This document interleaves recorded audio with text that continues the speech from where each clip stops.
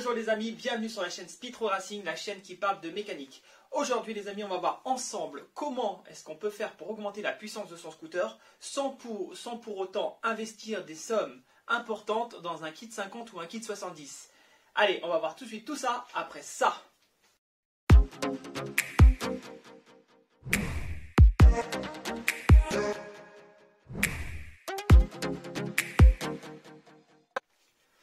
Alors, avant toute chose, je tiens à te préciser que le débridage ou l'augmentation de la puissance de ton scooter est interdit sur voie publique. Donc si tu le fais en ton âme et conscience et tu sais que tu peux risquer d'avoir une amende. Mais bon, je sais que tout le monde le fait. Alors aujourd'hui, on va voir dans cette vidéo comment est-ce que tu peux faire pour augmenter la puissance de ton scooter sans pour autant investir des sommes astronomiques dans son moteur. Bon, déjà, dans un premier temps, vous savez que il y a le débridage qui existe. Lorsque vous achetez un scooter, il est bridé à 45 km/h. Donc vous ne pouvez pas le dépasser puisque les constructeurs mettent un tas de choses sur votre scooter pour justement éviter que vous puissiez dépasser le 50 puisque à partir de là, votre scooter n'est plus homologué pour rouler sur la route. Donc le débridage du scooter fait partie des choses que nous pouvons mettre en place afin de dépasser cette limitation des 50 km/h qui, je le rappelle, est interdit sur voie publique, mais sur voie privée, il n'y a pas de problème, ou encore sur circuit.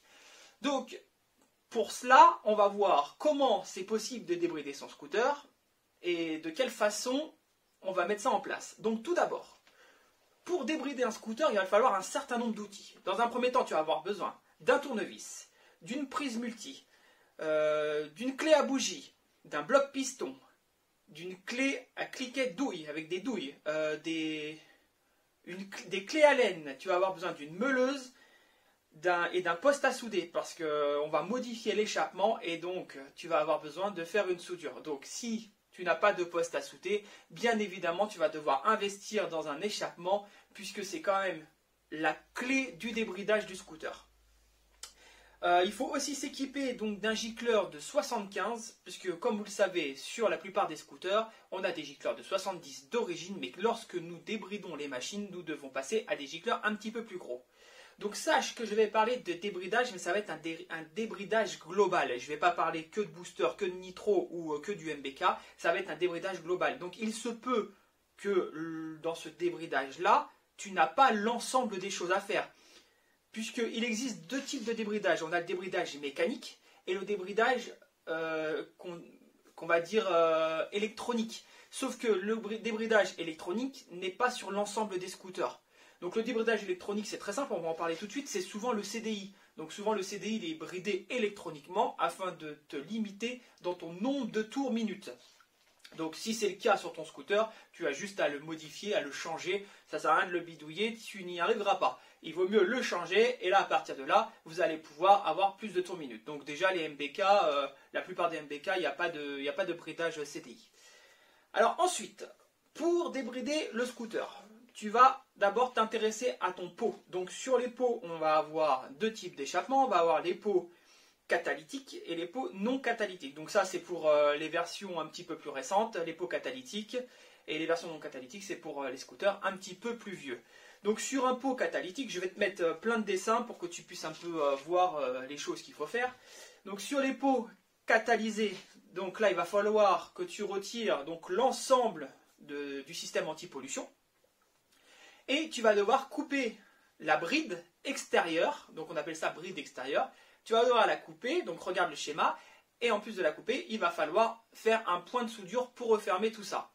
Ensuite, tu vas avoir également une bride au niveau donc une bride intérieure, regarde le schéma. Ici, tu vas devoir faire sauter cette bride-là en frappant sur les petits points de soudure. Donc, ça c'est pour les pots d'origine. Lorsque vous achetez un pot dit homologué, ils sont aussi bridés lorsqu'ils arrivent chez vous. Donc là aussi, la même chose. Si tu veux le débrider, il va falloir que tu fasses sauter les petits points de soudure. Donc il existe plusieurs types de brides. Soit c'est juste une rondelle qui va empêcher le flux de gaz de passer entièrement dans le pot et donc ça va brider ton scooter. Donc tu fais sauter cette rondelle. Ou soit c'est carrément un tube entier qui lui pareil, hein, va réduire les gaz et donc tu vas pas pouvoir exploiter à 100% la capacité de ton moteur. Donc voilà pour les échappements. Ensuite, vous allez avoir les brides au niveau du variateur. Donc là, pareil, on a deux sortes de brides. On a soit la bride à rondelle. Donc c'est une rondelle qui est sur le canon et qui empêche au variateur de venir s'ouvrir au maximum. Ou on a soit la bride ici que vous pouvez voir, qui est carrément vissée à l'arrière de ton variateur et qui, pareil, donc elle a la même fonction, elle va empêcher le variateur de s'ouvrir au maximum et donc de permettre à la courroie de monter tout en haut du variateur et donc ça va te brider ta vitesse. Ensuite, ce qu'il faut encore débrider. Donc vous voyez, vous avez pas mal de choses. Vous avez déjà l'échappement, donc le CDI pour ceux qui sont bridés au CDI. Vous avez le vario. Ensuite, on va s'intéresser à la boîte à air. Donc la boîte à air, comme vous pouvez voir sur le schéma, donc la bride de la boîte à air, elle va empêcher l'air de s'engouffrer correctement dans le carbu et donc bien sûr va brider ta vitesse. Donc ça, vous pouvez retirer la bride, c'est très simple. Donc elle n'est pas sur tous les scooters. D'accord, donc elle est souvent sur les MBK, sur les boîtes à air d'origine. Vous pouvez la faire sauter, comme vous pouvez le voir, il y a juste une vis à retirer et hop, la bride s'en va. Ensuite, la dernière chose sur laquelle il va falloir s'appuyer, si vous avez débridé votre pot, si vous avez réussi à débrider votre vario, ensuite vous avez débridé votre boîte à air, donc là vous êtes complètement débridé, donc normalement votre vitesse est bien plus importante, on passe d'une vitesse de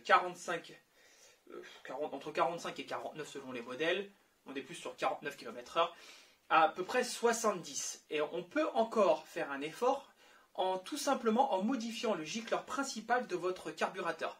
Donc le gicleur principal sur la plupart des carbus, donc déjà on est sur des carbus 12 pour des 50cc, enfin des 49,9, on est sur des carbus 12, donc le gicleur principal ça va être un gicleur de 70. Donc vous, comme vous avez totalement débridé votre scooter, vous allez avoir besoin d'un gicleur un petit peu plus gros. Donc MBK dans son débridage, donc je parle d'MBK parce que je connais bien MBK.